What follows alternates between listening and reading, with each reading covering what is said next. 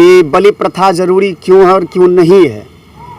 सबसे पहले तो हम निवेदन करना चाहेंगे और आपको बताना चाहेंगे, जितना हम जानते हैं कि ये मिथिला भूमि है और मिथिला भूमि में जानकी जी की विशेष महिमा है।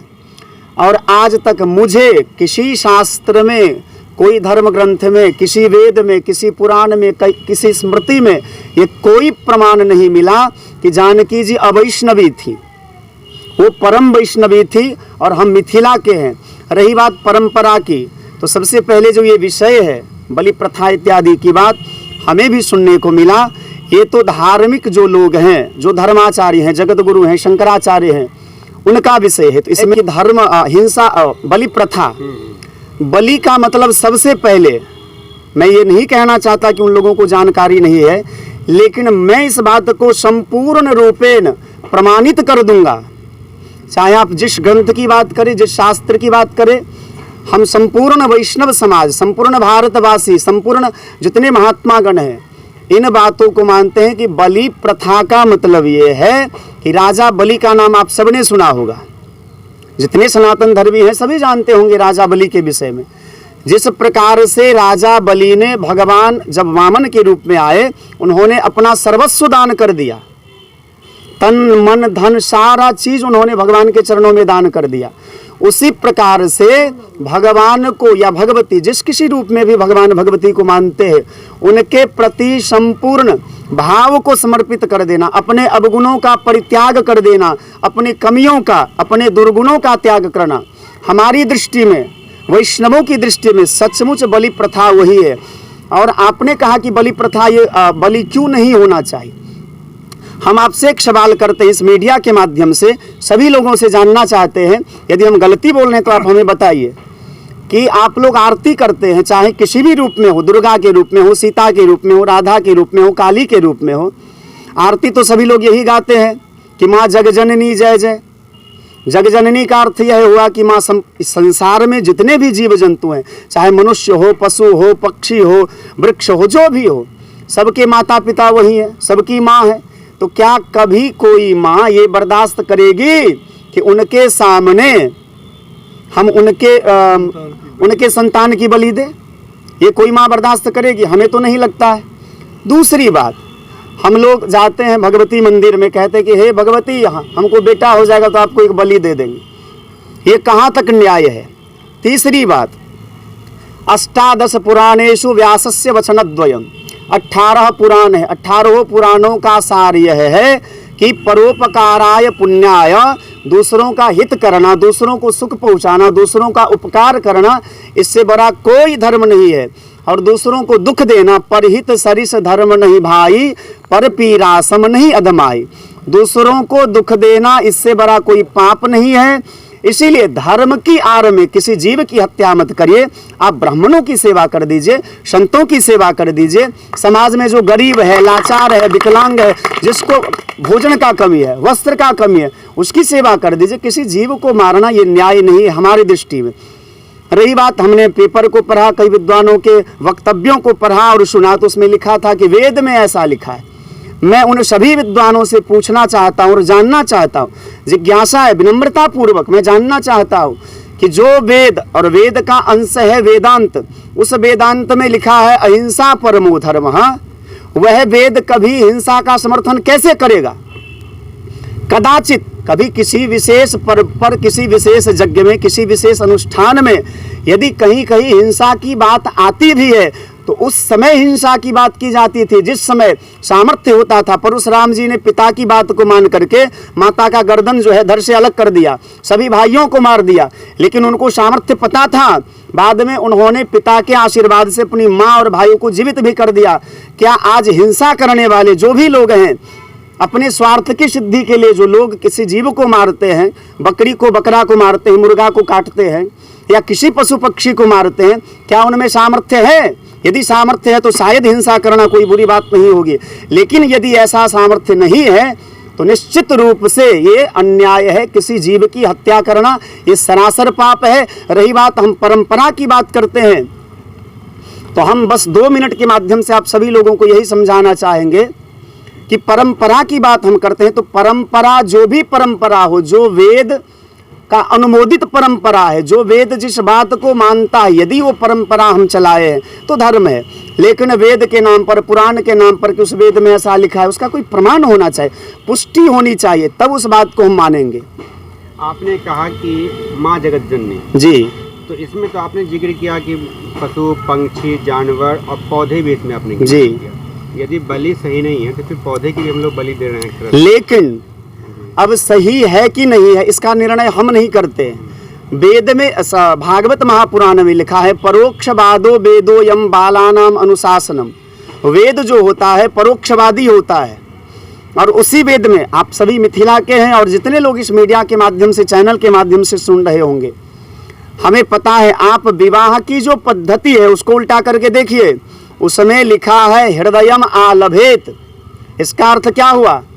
उसी पक्ष को मान करके वेद में लिखा है पशून आलभेत, ये शब्द मान करके लोग पशुओं की हिंसा करते, मारते हैं। तो यदि पशून आलभेत इस शब्द का अर्थ यह होगा पशु को मारना, तो फिर हृदयम आलभेत मतलब उसको मार दीजिए। जबकि विवाह में एक परंपरा है, वर कन्या एक दूसरे के हृदय को स्पर्श करते हैं। आलभेत शब्द का अर्थ है स्पर्श करना।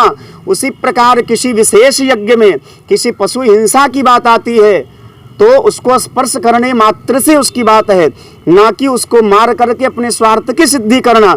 और यदि मान लीजिए, कई लोग कहते हैं कि ये भगवती का प्रसाद है, तो प्रसाद खीर भोग लगाते हैं, फल भोग लगाते हैं, मिठाई भोग लगाते हैं, उसको हम वैसे पा लेते हैं। तो जो लोग कहते हैं ये भगवती का प्रसाद है, उनसे हम कहना चाहेंगे कि जब आप किसी बकरी को मारते हैं, छाग की बलि देते हैं, तो आप उसको तेल में तलिए वलिए मत, उसमें मिर्च मसाला मत लगाइए, ऐसे पा लीजिए, वो तो करेंगे नहीं। तो प्रसाद के नाम पर हम जीव की हत्या करके अपने जिह्वा के स्वाद के लिए मारते हैं, ये सरासर पाप है। और ये पाप एक माँ कभी बर्दाश्त नहीं करेगी। भागवत सर्वमान्य ग्रंथ है, उसको वैष्णव भी मानते हैं, अवैष्णव भी मानते हैं। आप भागवत को उल्टा करके देख लीजिए। दूसरी तरफ एक बात और जोड़ना चाहेंगे जी, जो सनातनियों ने लंबे समय से, लंबे अरसों से राम मंदिर भव्य निर्माण और प्राण प्रतिष्ठा की बात कर रहे थे, जी, वो समय नजदीक आ गया है जी, उन सनातनियों के लिए आप क्या कुछ मैसेज देना चाहेंगे?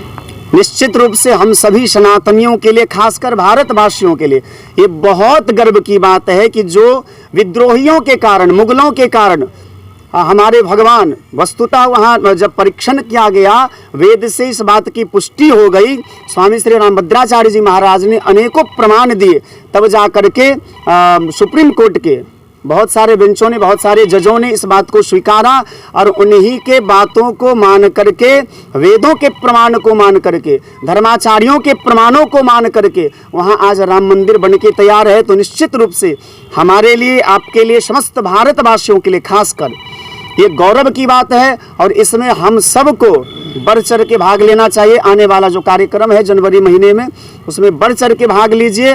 और भगवान राम ही, जितने भी भगवान के अवतार हैं, उसमें मर्यादा पुरुषोत्तम राम केवल श्री राम जी को कहा जाता है। तो उनका एक एक आचरण, एक एक व्यवहार अनुकरणीय है। उनके आचरणों को अनुकरण करना चाहिए, जीवन में उतारना चाहिए, तभी हमारे समाज में जो है बदलाव आएगा। का प्रथम श्लोक है, धर्म क्षेत्र कुरुक्षेत्र संवेता उत्सव माम का पांडवा से वह किम कुरु संजय, यानी धर्म का संदेश है। धर्म के 4 चरण हैं, सत्य, शुचि, दया और दान।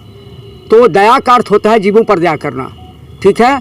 दूसरी तरफ गीता के 9वां अध्याय 29वां श्लोक में है, भगवान कहते हैं अर्जुन को, समोहम सर्वभूतेषु नौमि देशस्ते न प्रिया जे भजन्ति मां भक्त्या मयि ते तेषु चाप्यहम्। हे अर्जुन, मैं सभी जीवों में समान रूप से हूँ, लेकिन जो मुझे प्रेम से भरते हैं मैं उनमें प्रकट हो जाता हूँ और वो मुझे प्रकट होते हैं। आप मीडिया वालों के माध्यम से पूछना चाहता हूँ कि श्यामा मंदिर में 9 दिनों से उनके नाम का भजन हुआ, जहाँ भजन होगा वहाँ हिंसा की आवश्यकता नहीं है, या तो कर्म कांड में कहीं भी हो। यजुर्वेद में आता है जीवो जीवस्य भक्षणम। मैं पूछता हूँ कि सिंह गाय को खा जाता है, यानी जानवर को खा जाता है, क्या मानव को खा जाए? दूसरी तरफ वैज्ञानिक दृष्टिकोण से भी उसका जो मुंह का पंजा है, दांत जो है, वो निरामिष है, शाकाहारी है। मैं आप लोगों के माध्यम से इन तमाम लोगों को श्यामा माई मंदिर में जो सरकार ने जो निर्देश दिया, मैं उसका समर्थन करता हूँ। नारियल फल चढ़ाइए, लड्डू चढ़ाइए, लेकिन बलिदान को बंद करिए। मैं आप लोगों से भी निहोरा विनती करता हूँ। नहीं, और उस बलिदान के विषय में मान लीजिए एक छात्र जो भी हो, आप समाज की बात करते हैं, आप समाज की खूब सेवा करिए ना, गरीबों की सेवा करिए, ज़रूरतमंदों की ज़रूरतों को पूरा करिए, विद्यार्थी को पढ़ने में दीजिए, आप पेड़ पौधा लगाइए जिससे सामाजिक उन्नति होगी, समाज की रक्षा होगी। जो ज़रूरतमंद लोग हैं उनकी खूब सेवा करिए। इसका हम विरोध कहाँ करते, इसका पक्षधर हैं। लेकिन किसी जीव की हत्या करना ये न्याय नहीं है। और परंपरा के नाम पर हमारे लोगों को भटकाइए नहीं। परंपरा, 1 मिनट और हम लेना चाहेंगे। एक कथा के माध्यम से हम कहना चाहते हैं कि किसी जगह किसी घर में विवाह था और उस घर का मालिक बिल्ली पाल के रखा था। तो विवाह का दिन हुआ तो उस मालिक ने उसको बहुत प्रेम था उससे, तो उस मालिक ने विचार किया कि आज तो विवाह का दिन है, सारे जगह भोजनों की व्यवस्था है, सब लोग खाते रहे होंगे, तो उसने यदि बिल्ली को खुला छोड़ दिया जाए तो इधर उधर भटकेगी, भोजन में व्यवधान होगा। इसलिए क्या किया, एक टोकरी के नीचे उस बिल्ली को ढक दिया गया। उनके बच्चों ने देखा कि विवाह में हमारे पिताजी ने बिल्ली को ढका है, तो पिताजी तो मर गए। अब बाद में उनके बच्चों के बच्चे जो बड़े हुए, उनका जब शादी का समय हुआ तो कहीं से बिल्ली पकड़ के लाया और एक टोकरी के नीचे उसको दबा दिया कि हमारे बाप दादा ने ऐसा किया था। फिर उनके बच्चों ने देखा, उनके बच्चे जब अपने बच्चों के विवाह करने लगे तो फिर से एक बिल्ली को पकड़ के लाए और टोकरी के नीचे ढक लिए। तो कहने का भाव है, परंपरा का मैं सम्मान करता हूँ। जिनकी जो परंपरा है, जो भी हैं, महापुरुष हैं, बुजुर्ग हैं, मैं सबका सम्मान करता हूँ, विरोध मैं किसी का नहीं करता। लेकिन मेरी दृष्टि में मेरा ऐसा भाव है, किसी जीव को मार करके अपने जीवा का स्वाद को पूरा करना, अपने स्वार्थ की पूर्ति करना, अपने परिवार, अपने बेटे बेटी के लिए किसी जीव की हत्या करना, ये सरासर अन्याय है। ऐसा नहीं होना चाहिए। हाथ जोड़ करके हम प्रार्थना करते हैं। बलि प्रथा को श्यामा मंदिर में पुनः प्रारंभ करने की बात कही गई है, प्रारंभ होगा। ये क्या सनातन धर्म में इसकी कोई जगह है बलि की? देखिए, सनातन धर्म की बात जहाँ तक आती है तो सबसे पहले तो सनातन धर्म, जो भी धर्म निकला है, जो भी जितनी भी परंपराएं हैं, जितने भी धर्म हैं, सभी वेद से निकले हैं। यदि वेद में, हमने क्या कहा कि यदि वेद में कहीं किसी कारणवश किसी जीव की हिंसा इत्यादि की बात आती है तो सबसे पहले उन लोगों से हम निवेदन करना चाहेंगे कि परोक्षवादो वेदोयम बालानाम अनुशासनम। हम इसको मैथिली में कह करके समझाते हैं। जैसे मान लीजिए कोई बच्चा, या आप हिंदी में ही कह के समझा देते हैं। मान लीजिए किसी को डायबिटीज़ है और वो डॉक्टर के पास गया, डॉक्टर ने मना कर दिया कि आप चीनी नहीं खा सकते, आलू नहीं खा सकते, चावल नहीं खा सकते, और उनको खाने की आदत है, उनको खाने की आदत है, उसके बिना वो रह नहीं सकते। बार बार डॉक्टर से यदि पूछेंगे कि क्या आप थोड़ा छूट दीजिए ना, हम खा लेंगे, तो डॉक्टर क्या जवाब दे, बताइए? डॉक्टर तो यही ना कहेंगे, ठीक है चलो जो मन करे सो खाओ, दवाई खाते रहना। उसी प्रकार संसार की जब उत्पत्ति हुई, 2 प्रकार की प्रवृत्ति, कश्यप जी के 2 पत्नी हैं, दिति और अदिति। अदिति से जो हुए देवता लोग हुए जो सात्विक वृत्ति के हैं, दिति से जो हुए वो दैत्य लोग हुए जो तामसी प्रवृत्ति के। 2 प्रकार की प्रवृत्ति पहले से ही आ रही है। उसमें जो धर्म को मानने वाले हैं, धर्म को मानने वाले हैं, वो सात्विक प्रवृत्ति के होते हैं। सात्विक प्रवृत्ति में धर्म को मानने वाले जितने भी लोग हैं, हमारी दृष्टि में कहीं भी कोई परंपरा ऐसी नहीं है जो हिंसा का समर्थन करे। और हिंसा के समर्थन करने वालों से मैं ये जानना चाहता हूँ कि वेदांत में ये जो वाक्य है कि अहिंसा परमो धर्मः, इसका अर्थ मुझे बता दीजिए। यदि हिंसा का अर्थ, और हमने स्टेटमेंट देखा, हमने सुना भी बड़े बड़े विद्वानों का, हमारे सभी गुरुजन हैं, लेकिन गुरुजन को भी मैं निवेदन करना चाहूँगा कि आपके ऊपर बहुत सारे लोगों का भरोसा है, विश्वास है। आपका ऐसा कोई वक्तव्य नहीं होना चाहिए, ऐसा कोई स्टेटमेंट नहीं होना चाहिए जिससे सामान्य जनमानस में इस प्रकार की प्रवृत्ति हो।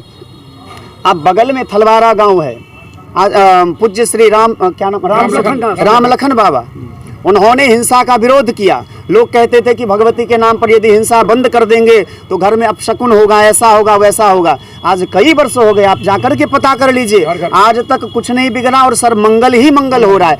किसी जीव को मारने से कहीं कल्याण नहीं होगा। और आप कहते हैं ना कि उसके हृदय, तो ये सब परंपरा के नाम पर, धर्म के नाम पर, सनातन धर्म की दुहाई दे करके, वेद की दुहाई दे करके ये सब करना कदाचित उचित नहीं है। बाकी जिनका जो मर्जी करते हैं, लेकिन जो वैष्णव समाज है, हम लोग इसका निश्चित रूप से विरोध करते हैं। ये लोग या हम सब, आप भी पढ़ते हैं कि या देवी सर्वभूतेषु मातृ रूपेण संस्थिता। जब हम सब जीवों के वो माता हैं तो क्या माता चाहेगी कि अपने पुत्र को हम बलि लें? तो जो कर रहे हैं वो भी तो सनातन धर्म के ही मानने वाले नहीं, सनातन धर्म सनातनी नहीं है, सनातन में कहीं नहीं है। वही एक मिनट वही भगवती को कहते हैं जो त्वम वैष्णवी शक्ति अनंत रूपा विश्वस्य बीजम परमासी माया। आप वैष्णवी हैं, हम लोग पाठ करते हैं वही माने दुर्गा सप्तशती में, तो हम वैष्णवी कहते हैं त्वम वैष्णवी शक्ति अनंत माया विश्वस्य बीजम परमासी माया सम्मोहितम देवी समस्त में वे प्रसन्ना भूविमुक्ति हेतु। अब हम कहते हैं कि उस वैष्णवी को हम अवैष्णवी बनावें, हम उसको राक्षस को बलि दिया जाता है। दुर्गा सप्तशती भी स्पष्ट है, राक्षस को बलि दिया जाता है, बलि प्रदान राक्षस प्रथा में है। बलि का समर्थन कर रहे हैं उनसे क्या कहना चाहेंगे, वो क्या कर रहे हैं? बलि माने भोग होता है, बलि का अर्थ है भोग। अब भोग में अनेक प्रकार के भोग है, माने बहुत से भोग हैं। बलि का अर्थ है त्याग। हाँ। तो क्रोध का त्याग करें, काम का त्याग करें। हम लोग वैष्णो देवी का नाम सभी लोग सुने हैं। वैष्णो देवी में बलि प्रदान होता था। पहाड़ी बाबा जब वहाँ गए तो वहाँ भोजन नहीं किए। रात में स्वप्न हुआ पुजारी को, ये पहाड़ी बाबा जो आए हैं संत, वो भोजन नहीं किए हैं, उनसे पूछो। जब उनसे पूछा गया तो कहें कि नहीं, तुम्हारे यहाँ तो हम नहीं ग्रहण करें, हम वैष्णव हैं, अब तुम बलि प्रदान करते हो। फिर उनको स्वप्न मिला कि नहीं, आदर पूर्वक उनको भोजन कराओ, आज से बलि प्रदान। देखिए जाके नारियल का फल चढ़ता है वहाँ पर। मैं तो अपना परिचय क्या बाबा? आचार्य श्री मुनीन्द्र मिश्र, गीता जयंती का राष्ट्रीय अध्यक्ष और तमाम ये जी, आपको हम लोगों से बात करने के लिए बहुत बहुत धन्यवाद। लास्ट में मैं आपसे ये जानना चाहूँगा कि आप अपना परिचय दे दें। जी, मैं अपना परिचय सबसे पहले उदास हूँ। हमारे जितने यहाँ सारे लोग उपस्थित हैं सब हमारे सब गार्जियन हैं, लेकिन इस दास का छोटा सा नाम श्रवण दास है और परम पूज्य श्री पचाढ़ी पीठाधीश्वर श्री महंत श्री श्री 108 श्री मौनी बाबा की कृपा पात्र हैं। 23 वर्ष से हम भगवान की सेवा में लगे हुए हैं। और अभी वर्तमान में जो आपने गीता जयंती के विषय में पूछा, हमारे बगल में आचार्य श्री मुनीन्द्र मिश्र जी हैं, श्री दयाकांत बाबू जी हैं, पंडित दयाकांत झा जी जो कोषाध्यक्ष हैं, और ये आचार्य श्री मुनीन्द्र मिश्र जी गीता जयंती सत्संग समारोह के अध्यक्ष हैं। रमेश चंद्र जी हैं, हेमचंद्र राय जी हैं, और बहुत सारे वैष्णव समाज हैं।